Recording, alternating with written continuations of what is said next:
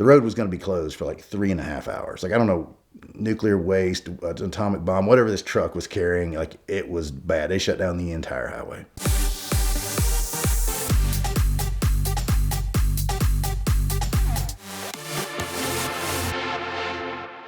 So my friends Bronson and Rob and I had just accomplished something very important to all of us, which was to be the first people to cross the continent of North America in less than 24 hours.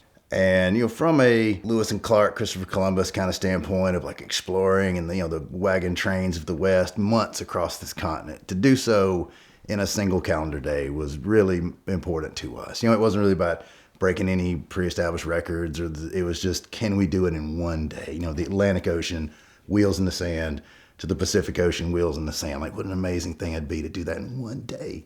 So we had done that. Bronson could tell you about his car way better than I could, but I've had the pleasure of driving some pretty cool cars over the years, and this one is definitely one of the coolest. It's a 2017 Chevy SS. It's badged like a Holden Commodore. It's all black and sinister. It's lowered a couple of inches. It has this built LS3 in it with a cam that kind of sounds like that drum solo at the beginning of Hot for Teacher, just this cackly,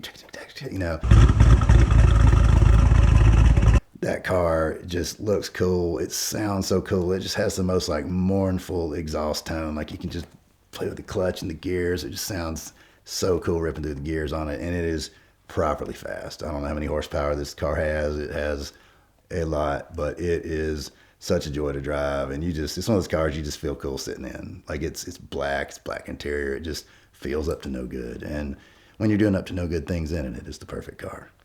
And, we're in San Diego, and, there's kind of after you've done a big thing, sometimes there's a little bit of a shell shock, I guess, and we're just sort of wandering around in this little town in San Diego. We're sitting in a bar, eating some nachos, just sort of literally just sitting there like, okay, well, what happens? Well, Rob needed to get back to New York to handle some things, so it was just Bronson and I, and we were just we kicked around the idea of like, what if we turned around and went the other way, like do a two-way record? Our friend James Royson had set a two-way record a couple years before, and we could probably beat it, but at this point we've been sitting in a bar eating nachos for about 3 or 4 hours, so we're already kind of handicapped, but should we do it?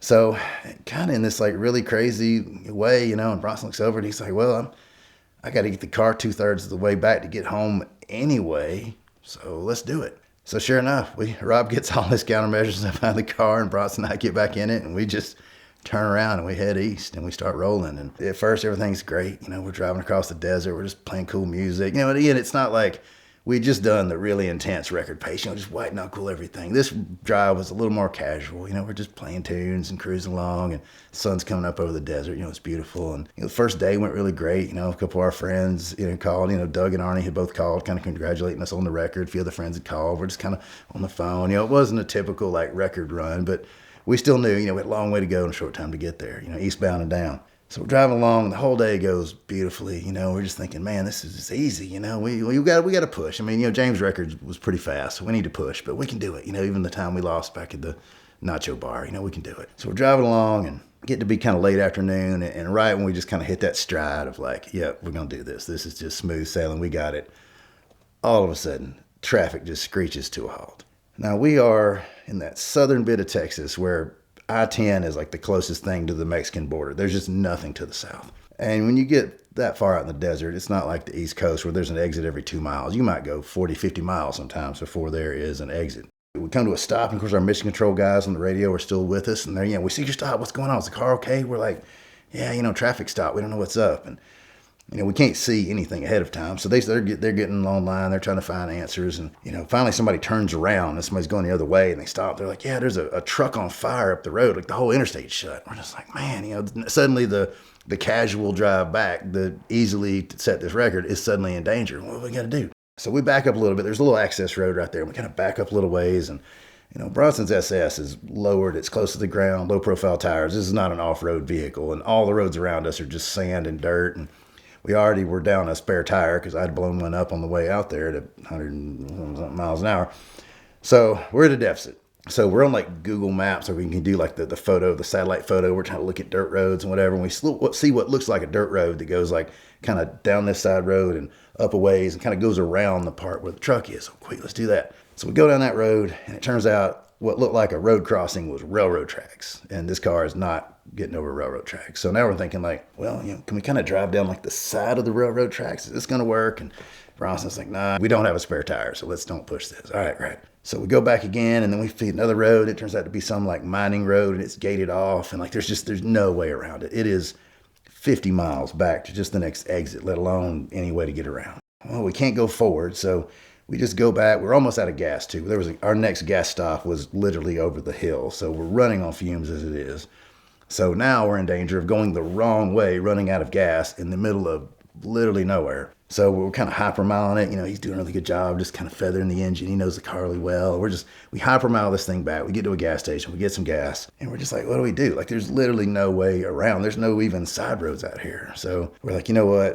Okay, we just need to get the car home. Maybe the record just was not in the cards this time. To set a two-way record, you had to have kind of done the one way to start with. And, when are we going to drive all the way across the country and then all the way back again? Like, we were already halfway here. Do we give up now? Do we keep going? So we did what, anybody should do when you're in a real decision crisis. You go to a Mexican restaurant and get big plate of nachos. Nachos were kind of a running theme on this trip. So we just sit down at this little Mexican restaurant, and it's like a 20 miles from the border Mexican restaurant, just a couple little flags and some tequila bottles on the shelf, this little, mismatched chairs, this little place. And so we just sit there and we just think, well, are we going to do this or not? We're going to lose a lot of time. We're looking at maps. Like, the only way to even get around this is to go all the way around. We're checking like the Texas DOT map or something, or maybe somebody else came through. I can't really remember. But anyhow, the road was going to be closed for like 3.5 hours. Like, I don't know, nuclear waste, an atomic bomb, whatever this truck was carrying, like, it was bad. They shut down the entire highway. So we're like, all right, well, this is obviously a setback.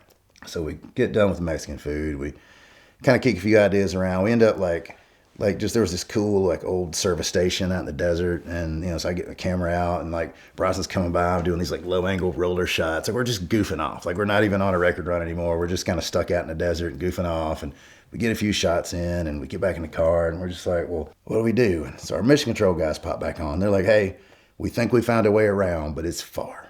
Like, how far? Like really far. It is back.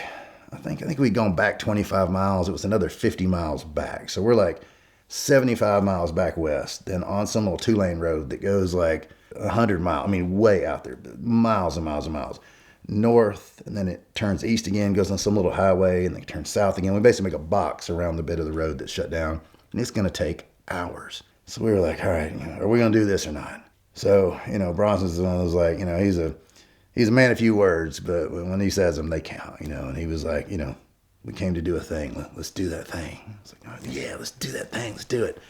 So we just get in the car, and we go back past all these roads and hills and things we just passed, and we turn and we just head out into the Texas desert, West Texas, just middle of nowhere. Despite not being on the route, this was really my favorite part of the whole run. It was some of the most beautiful countryside and scenery you've ever seen. The sun setting, it's just this gorgeous countryside. The roads just goes for miles. They have a little whoop every now and then. You'd kind of hit a bump and get that little bit of zero gravity for a second because we're going fast. And we make the first turn, and we're driving along. And of course, our mission control guys back in New York and scattered across the country, they can see us as this little dot. And it's kind of funny because as we're driving along, like, they know exactly where we are. They know what we can see. So like, we're driving along, and there's this ridge line off to the north. It's just this incredible, like, jaggedy, almost like it has snow on the top, this jaggedy kind of thing. And we're driving along, and Jay comes over the radio, and he was like, you're looking at Capitol Reef. That's a, Olduvaian, whatever the era, maybe tens of millions of years old that is. And then we're driving along, and we just get this great little river valley and these really beautiful roads that kind of cut through the curves. And we make the turn south, and now we're going down again, and we look off in the distance, and way off on the horizon is some kind of real high-tech looking towers and blinky lights and shiny stuff. And one of our guys comes on, and he's a nutritionist for SpaceX. He'd kind of done the nutrition run for our one-way record. And he said, yeah, that's the SpaceX launch site out there. That's one of their like rocket launch testing facilities out there in the desert. We're like, cool, And just driving that reroute alone was about a 2.5 hour drive, I think, not to mention the backtracking, the strategy meeting in the Mexican restaurant, and shooting rollers on the side of the road. So we easily lost at least 6.5, maybe 8 hours on that one detour, just sitting on the highway trying to figure out how to go forward, trying all the roads. Like, it took a big chunk out of that record, but we figured that's a chunk left for the next people. So we come back into town, and we get to this little dusty town, and we go by and we see a car wave, and we're kind of like, hey, like maybe they just don't see a lot of lowered hot rods go through town. Well, it turns out that one of a friend knew we were coming through there and actually took our pictures we went through. So they were happy to see us, and we got back on the road, and then suddenly it was like everything was reset. We were back on I-10 heading east. It's dark now, and we got a long way to go and a short time to get there. So we just dropped the hammer and took off, and the rest of the trip was smooth sailing. But it was just one of those runs of like, should we even do the run? Yeah, let's do it. No, we're not going to make it. Yes, we can. We got to have another adventure, and then we're back on track. And then just the traffic parted, and we dropped the hammer, and we made it the rest of the way. We had some friends come out and spot for us as we went. A few people standing on the side of the road waving, and we rolled into Jacksonville, and we became the fastest people to drive from the Atlantic to the Pacific, back to the Atlantic with a few detours.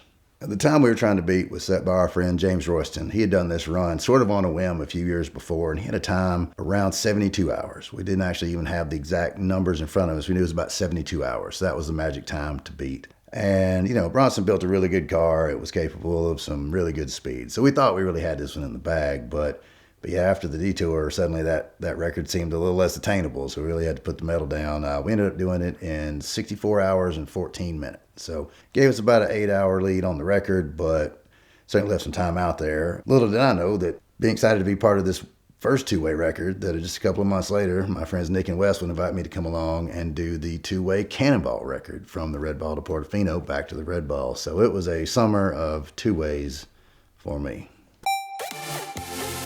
This month of VINwiki content is brought to you by Bridgestone, and the most exciting news out of Bridgestone is the new release of their Turanza Prestige tire. It is their flagship Grand Touring tire, targeting luxury SUVs, crossovers, and sedans, like a Mercedes S-Class or a BMW X7. And this gives you all the whisper quiet ride that you want in a high-end luxury experience, as well as the wet and dry weather performance that we love from Bridgestone. And you'll get some of the greatest longevity they've ever had on street tires, 70,000-mile limited warranty. So we love Bridgestone for their sports car and supercar tires in the Potenza range. Of course, the Dueler AT Ascent that I've got on my Porsche Cayenne, I absolutely love. But whatever you're looking to find tires for, Bridgestone has something great. So check them out now at the link in the description below to learn more about the Bridgestone family of tires.